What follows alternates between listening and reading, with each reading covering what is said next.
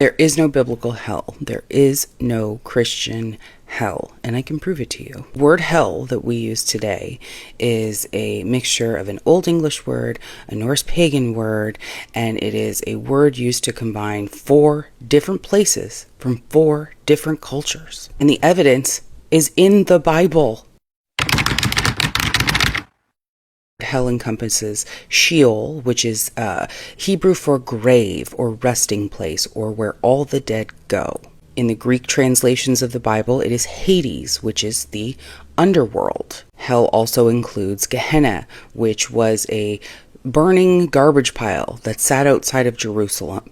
And it includes Tartarus, also from Greek mythology, which is an underworld below the underworld. All of these references got lost in the translations along the way. It came to the English translators. They just mixed it all into hell. It started the 2nd and 3rd century BCE, so 2 to 3 centuries before Christ, when the Septuagint, which is the Greek Hebrew version of the Bible, is translated. And in that version of the Bible, they take the word Sheol, which is the Hebrew word for grave or burial or afterlife, where everybody goes. It is the afterlife.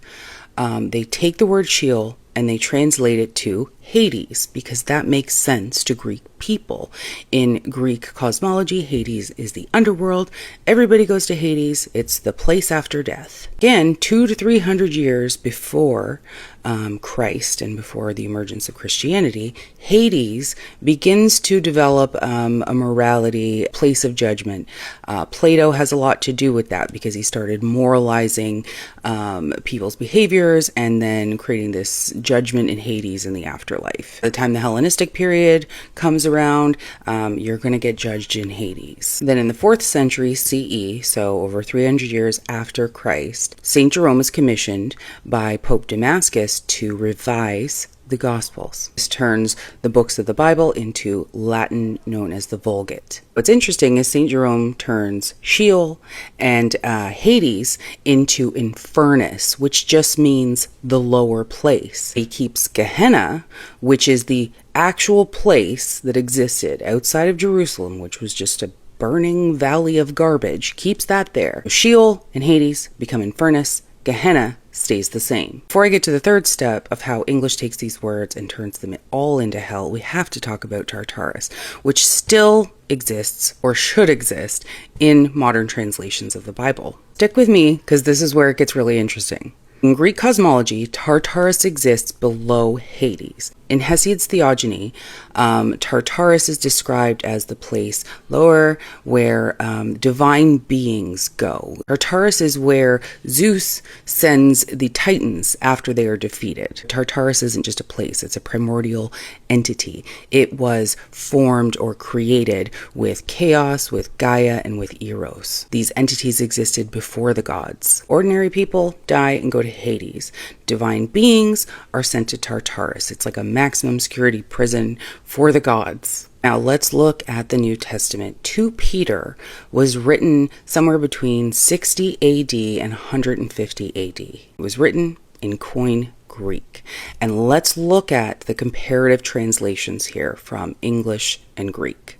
If for God the angels having sinned not spared, but in chains of gloomy darkness having cast them down to Tartarus, delivered them for judgment being kept. But in the most popular version of the Bible, the King James Bible, it says, "For if God spared not the angels that sinned, but cast them down to hell, and delivered them into chains of darkness to be reserved unto judgment."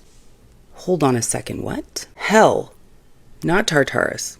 Not Tartarus, the place where humans don't go, only divine beings go. Do you see how things are getting lost in translation here? In the true translation, it's talking about God casting out the angels from the books of Enoch. That's a whole different story for a different time.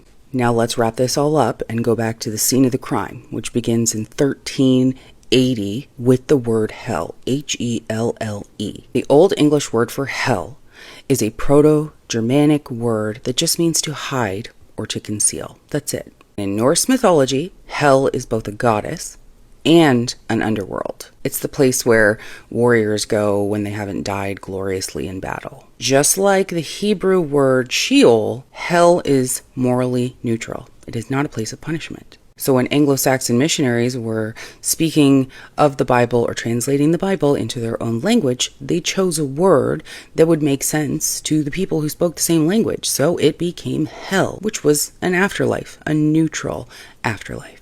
So Sheol, Hades, Infernus, and Tartarus become hell. Gehenna has still stayed Gehenna because Gehenna isn't hell. I mean, it's hell on earth, but not hell. Until you get to the King James Version of the Bible. In 1611, they made the fateful editorial decision to turn Sheol and Hades and Gehenna and Tartarus into hell. And you can see how the editorial decisions were made because they turned Sheol into hell 31 times. They turned the same word, Sheol, into the grave another 31 times. And then they turned Sheol into the pit 3 times. Same word, 3 different meanings. And they just used it to shape the narrative, to shape the context. So when Jacob says he's going down to the grave to his son, that word would have been Sheol, he's going to the grave because he's in mourning. But the wicked who go to Sheol are now going to hell. After the good old King James Version comes out, anybody reading this book has no way to differentiate between these different contexts of hell. And you see this editorial change being reversed in newer translations of the Bible. Hell as we know it or hear about it today has only really existed for the last 400 years. It took 2,000 years through the evolution of the word itself for the definition of the place to also evolve. That's a whole other side quest story. If you want me to get into it, we can.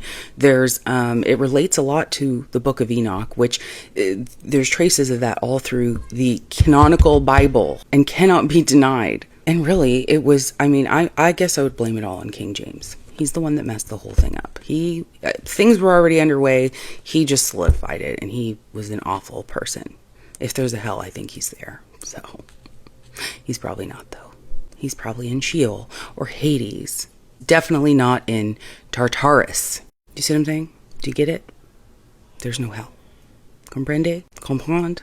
Don't be afraid of hell. It doesn't exist. It was an editorial decision, okay? It was somebody writing a book. It was somebody rewriting your Harry Potter book. There is no hell. Not down there anyways. If hell is anywhere, it's here. Shakespeare got that right. Anyways, that's all I have to say about that.